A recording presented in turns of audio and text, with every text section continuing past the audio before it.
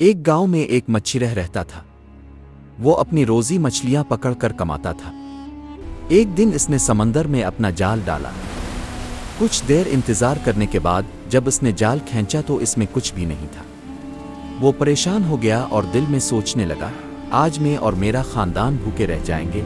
इसने बार बार कोशिश की मगर हर बार नाकाम रहा। आखिरकार उसने नाइल्फामियदी के आलम में दोबारा जाल समंदर में डाल दिया। चंद मिनट बाद जब उसने जाल खींचा तो इसे महसूस हुआ कि जाल भारी है। इसका चेहरा खुशी से चमक उठा। इसे लगा कि शायद कोई बड़ी मछली जाल में फंस गई है।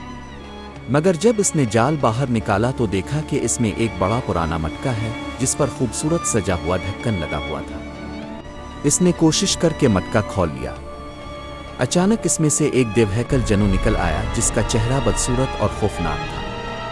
वो ऊंची आवाज में हंसा और बोला, मैं इस मटके के अंदर भूखा बंद था, मुझे फौरन खाना चाहिए, मैं तुम्हें खा जाऊंगा। ये सुनकर मच्छीरह बहुत डर गया मगर उसने हिम्मत जमा की और कहा, तुम इतने बड़े हो, मैं तुम्हारी भूख कैसे मिटा सकता हूं। बदकार जनू ने इसे दोबारा करीब आने को कहा ताकि वो इसे खा सके। मच्छीरे ने फिर कहा, मैं गरीब आदमी हूं, मैंने तुम्हारा कोई नुकसान नहीं किया, फिर तुम मुझे क्यों मारना चाहते हो ये जनू। मगर जनू बोला, मैं तुम्हारी बातें नहीं सुनूंगा, फौरन मेरे करीब आओ। मगर मच्छीरे के जहन में बच निकलने का एक ख्याल आया। इसने कहा, मैं तैयार हूं, मगर मुझे मारने से पहले तुम्हें मेरे एक सवाल का जवाब देना होगा। जनू गुस्से से बोला, जल्दी पूछो। मच्छीरे ने पूछा कि इतना बड़ा जनू एक छोटे से मटके में कैसे समा सकता है। जनू ने जवाब दिया कि वो खुद को बहुत छोटा कर सकता है।